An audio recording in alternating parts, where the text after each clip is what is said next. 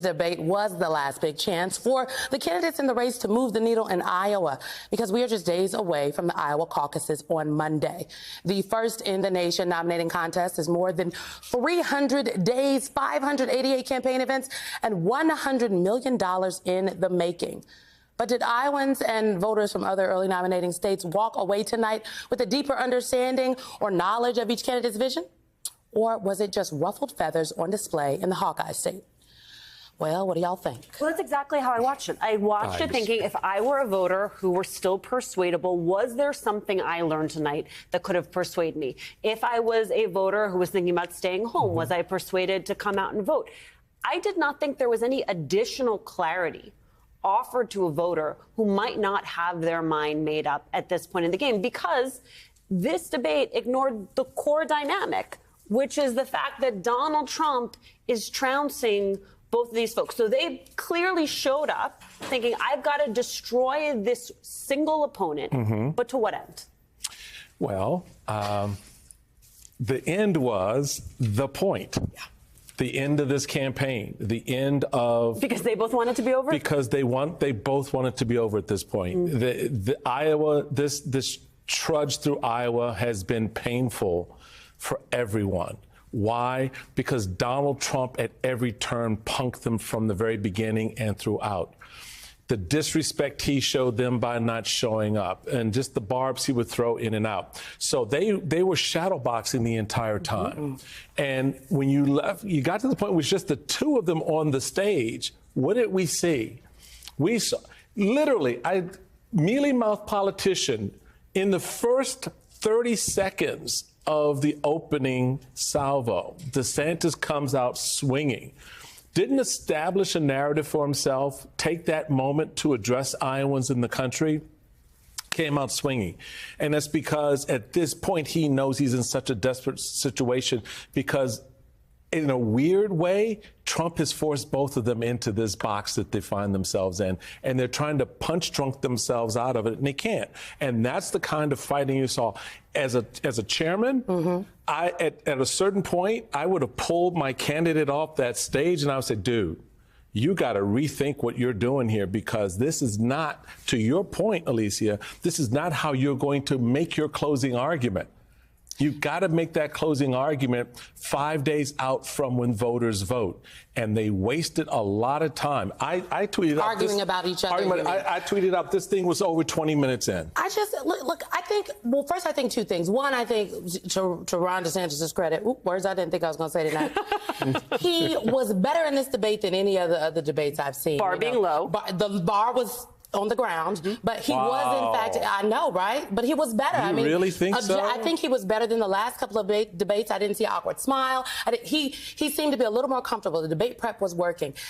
That being said, I don't think either candidate, and I saw Brianne Fahnen still on with our colleagues a little bit earlier, nothing happened in this debate, and frankly, either in the town hall from Donald Trump, that is going to fundamentally move the needle. In the week out from Iowa, you were looking for a big shift, a proverbial bomb, if you will. That's what folks should be using this last debate to do, to show up strong. And I don't think either one of them did. They showed up small, and I did not see a president on that debate stage. I agree. That is the key thing, because in the last 3 debates, well, actually all of the prior debates, Nikki Haley, to me, came off as the most presidential. Tonight, she tried, to her credit, she tried to come out with this, generational shift argument that she wanted to make. And DeSantis kept pulling her back to the point where she just became so exasperated with him. And that's the bite that we had with her. It's like, you're low, you've spent all your money, you're falling down in the polls. That was like a mama chastising her child. I hate when the candidate's pundit. I had the same response as you, where I was like, Mommy and Daddy, please don't fight. Right. Like, this is not good for anybody. I just kept thinking back to the fact that 3 of us were together earlier today when news broke that Chris Christie, former governor of New Jersey, was going to drop out of this 2024 campaign. We all questioned at the time the timing of his dropping out, his choice to do that in advance of this debate. Would that potentially force the issue forward of his core argument, which is, unless you're willing to say that Donald Trump is unfit to be president, then you yourself are unfit to be president. I that dynamic didn't really play out. They went after each other instead of going after Trump. They went after each other instead of going after Trump. I will say on the questions of, and I know we're going to play some shots and just some clips in just a little while, but on the question of the Constitution and government and January 6th, I did hear, I mean, we got as close up to the line as they could possibly go without saying the thing. On January 6th, Nikki Haley noted that she thought January 6th was terrible. Donald Trump said it was a great day, and she thinks Donald Trump's going to have to answer for what he said on January 6th.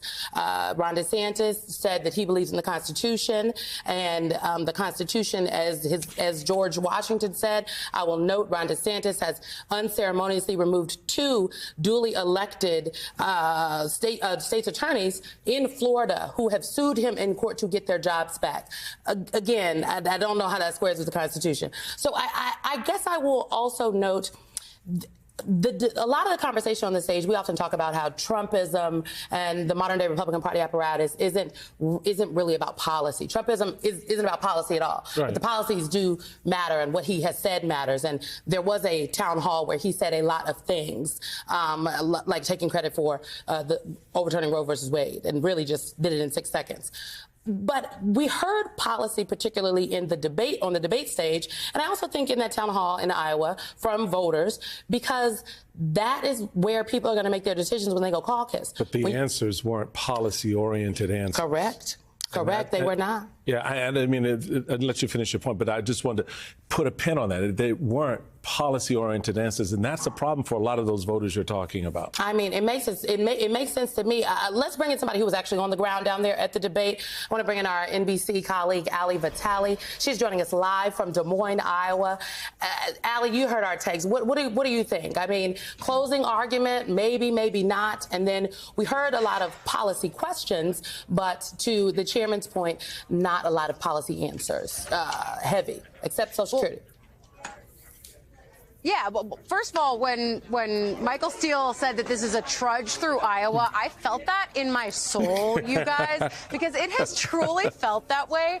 And I think that, we've all covered these presidential cycles before. You think that maybe once you get to a stage where it's not 8 people talking over each other, you get 2 to 3 people on a stage, you sort of hope for a more substantive discussion. Maybe you'll hit a few policy points. Instead, this was just really an all-out slugfest. And I think the thing I noticed immediately was that right off the bat, yes, you had DeSantis going off with mealy-mouthed. You had Haley immediately pointing to the way that he has just squandered tens of millions of dollars on his presidential bid, only to end up in 2nd, maybe 3rd in the state that he really laid all his hopes on, which is here in Iowa.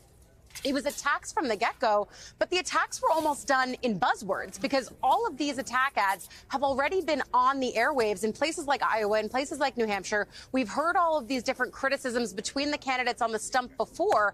There were moments where, frankly, there were so many different and disparate attack lines, it was kind of hard to follow along. And the fact that you didn't have a commercial break for the first 50 minutes of that debate, I do think it was a little bit jarring to a voter who might have wanted to show up and hear a plan for what a Haley or what a DeSantis administration might look like. I think there were points of that. And for those of us who covered 2020 and the Democratic primary, the idea that you could only have one glancing question in a brief conversation about health care policy is completely shocking, because we went through debates in 2020 with the Democrats that were 30 minutes of deep policy debate on the role of health care and how government should play a role in that.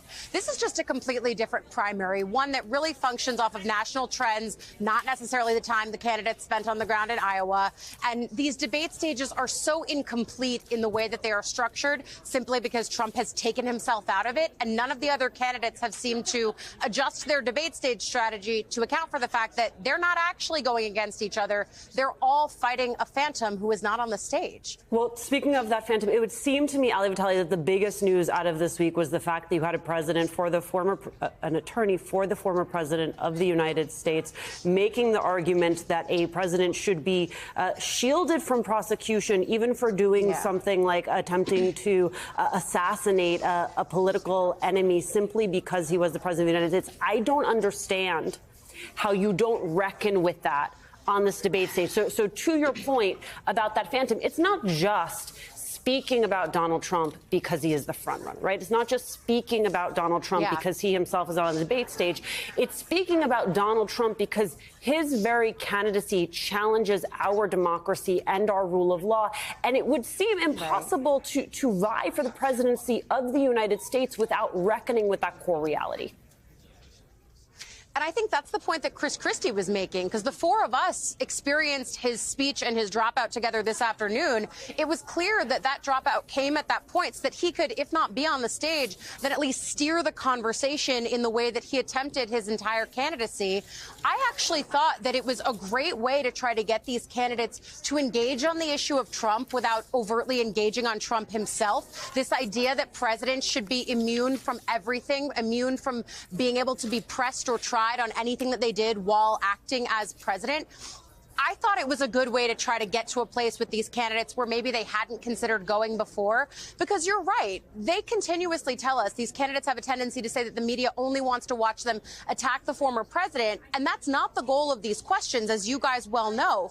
The goal is to think about how these candidates conceptualize and believe in the ideology of being president. How would they act in the Oval Office?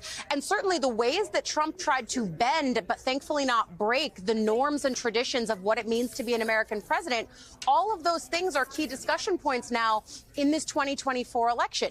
If they want to be the successor to Trump and the next Republican nominee, I think that those are valid answers. And I was stunned watching Nikki Haley, for example, say the obvious part, I thought, which is, of course, presidents shouldn't be able to do whatever they want while president and never face any consequence for that. But she immediately pivoted that line of thinking into an attack on Ron DeSantis lying. I think that there were some really abrupt pivots there because there is still such an uncomfortability in talking about the former president among these folks who have to go through him if they want to get to the nomination. I think the other thing that I found so striking is that even though Simone is right to point out the ways that these candidates were willing to be somewhat critical of Donald Trump, whether it was on January 6th or election denialism or what have you, they didn't go further on this stage than they had ever gone throughout this primary. Haley often will say on the stump, or at least when this is brought up to her, that she thinks that it was a terrible day on January 6th and Donald Trump calls it a beautiful day. And there is sort of an interesting dynamic here that I've been noticing in talking to Haley voters. I've met people who voted for Trump twice. They've hit their breaking point on January 6th and are now turning towards Haley. But she has not been necessarily a leading beacon speaking out about January 6th and the former president's role on it. I'm interested in if these voters feel they're being sold short or if they're hearing enough from her on this. But certainly the criticism didn't go further than we've seen it go before.